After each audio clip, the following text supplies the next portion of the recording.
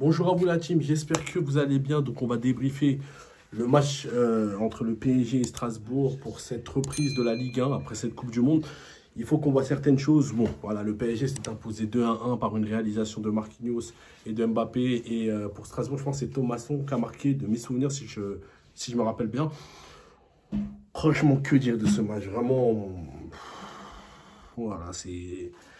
Voilà, on a gagné. Voilà, on va retenir quand même le positif. On a gagné, c'est quand même bien. Lui, c'est propre. Le PSG a gagné ce match-là. Mais je suis quand même déçu. Je vous dis la vérité, je suis déçu de ce match-là. Comme je dis toujours, c'est souvent l'arbre qui cache la forêt par le score. Le fait qu'on voit que le PSG réussit à gagner et qu'a réussi à gagner 16 journées. Et donc, on va dire le PSG invaincu, Ligue des Champions, je sais pas quoi. Mais vraiment, quand on va arriver dans les échéances où ça va se corser, c'est là qu'on va vraiment voir le vrai niveau du Paris Saint-Germain. Ne vous basez pas sur ce qu'on voit là. Ça suffit pas. Lorsqu'on va vraiment voir le PSG, ça sera dans les grosses échéances. Ça, c'est comme on dit, c'est un avant-goût. Ok? Donc, ne vous faites pas avoir par ça. Vraiment, on avait un PSG qui n'était pas bon. Vraiment, sur le coaching, tactique, technique, rien n'était bon sur beaucoup de points.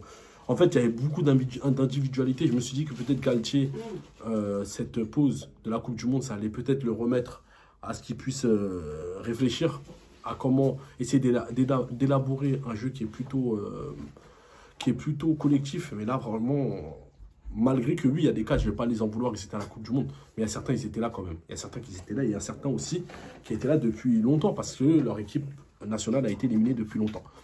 Mais c'est pas normal. Franchement, c'est pas normal. Là, en fait, j'ai remarqué que le PSG, quand il joue face à une équipe qui met un tout petit peu la pression, on voit le vrai niveau du Paris Saint-Germain. Et ça commence à m'énerver. Et c'est tout le temps la même chose. Donc ça, le vrai problème du PSG, c'est ça. Vraiment, il faut qu'on règle ce problème-là. Ensuite, certains joueurs, je regarde les latéraux, par exemple, Bichabiu et Mukele, deux joueurs qui sont de base défensifs, donc qui ne sont pas offensifs, qui sont défensifs. Je vois pas l'intérêt d'avoir fait ça. Bon, après, certains ils vont me dire, oui, mais Bernat, il était blessé, Hakimi, il était truc. Mais il faut qu'il y ait un équilibre.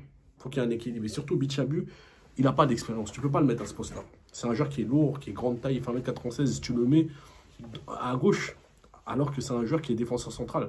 Et donc ça, c'est un problème que je reproche au PSG, c'est que nos jeunes, quand ils jouent souvent mal parce qu'on les met dans les mauvaises dispositions et surtout à leur poste qui n'est pas leur poste de prédilection.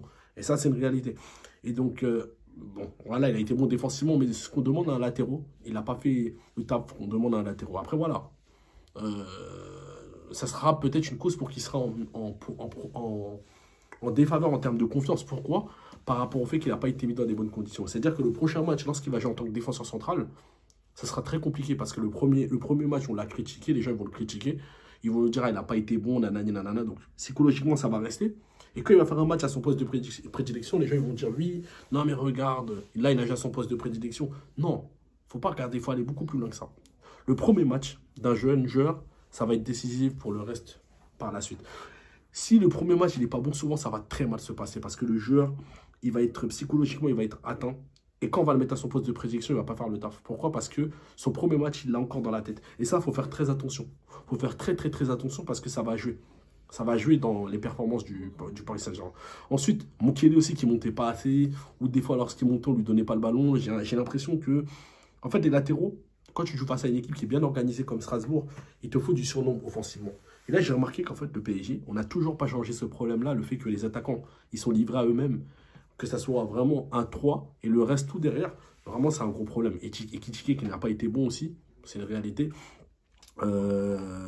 Neymar qui a fait un bon match, qui a fait une bonne première mi-temps. Bon, après, il a eu son carton rouge. Bref, on va comprendre pourquoi. Le mec, il a voulu faire une simulation qui était vraiment flagrant. Vraiment, c'était mérité le carton rouge en toute objectivité. Mais vraiment, le PSG, ils n'ont pas été bons sur beaucoup de points. Sur le plan technique, en termes d'automatisme, en termes de jeu, en termes de verticalité, le PSG, ils sont trop lents. Ils sont lents. Et ça, c'est ce qu'on voit depuis plusieurs temps. Que le Paris Saint-Germain est très, très lent dans le jeu. Ça, c'est une réalité. Ensuite, il y a un autre point aussi à citer, il faut qu'on en parle, c'est le milieu de terrain. Vraiment, le milieu de terrain, vraiment Verratti qui n'a pas fait un bon match. D'ailleurs, le but que Thomasson a mis, c'est lui qui a été à l'origine de cela. Donc ça, c'est un gros problème. C'est un gros souci. Et ensuite, il y a un autre problème, c'est quoi? C'est le milieu de terrain qui tarde, qui est très lent, malheureusement, et qui ont du mal à donner du surnombre offensivement. Ça, c'est un gros problème. En fait, comme je vous ai dit, et je l'ai répété, d'ailleurs, abonnez-vous à ma page TikTok, c'est très, très important. J'en ai déjà parlé, que le milieu de terrain, il y a un problème.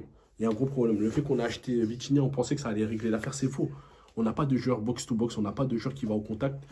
Bon, on va dire, Fabien Ruiz, quand même, il le fait, mais ça reste quand même faible. Ça reste pas un niveau qui est quand même élevé. Et donc là, c'est un gros problème. Le milieu de terrain, pour moi, c'est l'un des problèmes au Paris Saint-Germain. Et la défense, vraiment. Et la défense, pour moi, parce que Marquinhos, ah, bon, il a mis un but, c'est très bien. Il allait même mettre un doublé, sauf qu'après, il a sifflé penalty. Mais défensivement, il y a des lacunes. Ramos et Marquinhos, il y a des lacunes défensivement. Il y a vraiment des lacunes. Et ça, il faudra en parler, il faudra vraiment le régler. Il faudrait que le prochain mercato puisse recruter des défenseurs centraux. Parce que là, il y a quand même des problèmes. Marquinhos, ça fait quand même plusieurs matchs depuis la saison dernière. Parce que les gens, ils regardent que le Real. Hein, mais même là, en Ligue 1, il n'a pas été bon. Bon, il n'a pas été mauvais aussi. Mais ça n'a pas été encore ça n'a pas été rassurant. Vraiment, ça n'a pas été rassurant. Mais à conclure pour le milieu de terrain, le problème, c'est qu'il y a un manque de mouvement, un manque de rythme au milieu de terrain et des milieux de terrain qui ont du mal à amener de la créativité. Ça, c'est une réalité. Il y a un manque de créativité au Paris Saint-Germain. Les milieux de terrain, ils ne sont pas capables de monter pour aider les attaquants. Et les attaquants, ils sont livrés qu'à eux-mêmes. Donc, ça veut dire qu'ils sont obligés de faire un exploit individuel. Et donc, ça, c'est ça que je reproche souvent dans le PSG. Donc, voilà. Je pense que j'ai fait un peu le tour de tout. Et Galtier, moi, ces changements, il faut qu'on en parle, Galtier. Galtier, là, il a joué avec des jeunes joueurs pendant la préparation. Tu avais Ousni qui était là. Ousni qui était là. Tu avais quand même Garbi, tu aurais pu les faire rentrer, je ne comprends pas. Même le frère d'Mbappé, Ethan Mbappé, c'est des joueurs que tu aurais pu les faire rentrer. Ils auraient peut-être pu apporter. Bon, voilà, les autres, ils sont venus de Copa, non pas de Copa, de la Coupe du Monde plutôt. Et il aurait pu les faire rentrer afin de amener ramener autre chose et de voir ce que ça vaut. Ousni, quand même, il est très très bon, il est très très bon avec les jeunes. Et pareil pour Garbi, pourquoi tu ne les fais pas rentrer? Pourquoi tu fais rentrer encore les gens qui n'apportent pas, qui n'ont pas de personnalité dans le jeu solo? Ils n'apportent rien. Ils n'apportent rien du tout. Sarabia, c'est pareil. Qu'il soit là, qu'il soit pas là, ça ne change rien du tout. Donc moi, je ne comprends pas en fait. Je ne comprends pas où il va en venir. Et les frayeurs que j'avais au sujet de Galtier, elles commencent à se confirmer. C'est qu'il ne sait pas faire basculer un match. Et on voit le jeu du PSG, il est trop stéréotypé, il est trop bridé. Un Paris Saint-Germain il n'y a pas de diversité dans le jeu. Le jeu il est trop imprévisible. Moi-même, je le vois de la télé que le jeu il est trop imprévisible. Et ça, c'est déjà certaines choses. Donc voilà, je pense que j'ai fait le tour de tout. Donc je suis désolé, hein, je n'ai pas pu faire de vidéo entre-temps. Bah, il n'y avait rien à dire sur le Paris Saint-Germain, à part certaines rumeurs à gauche, à droite. On ne sait pas si c'est confirmé. Mais en tout cas, je tenais vraiment à vous remercier. Vous m'avez aidé à faire grandir cette page. Il faut que vous continuiez, s'il vous plaît. Likez, partagez, abonnez-vous. Aidez-moi à faire grandir cette chaîne, c'est très important. Je ferai un live TikTok juste après. Donc, sur ce, passez une bonne soirée. Allez Paris. Et on espère de l'amélioration.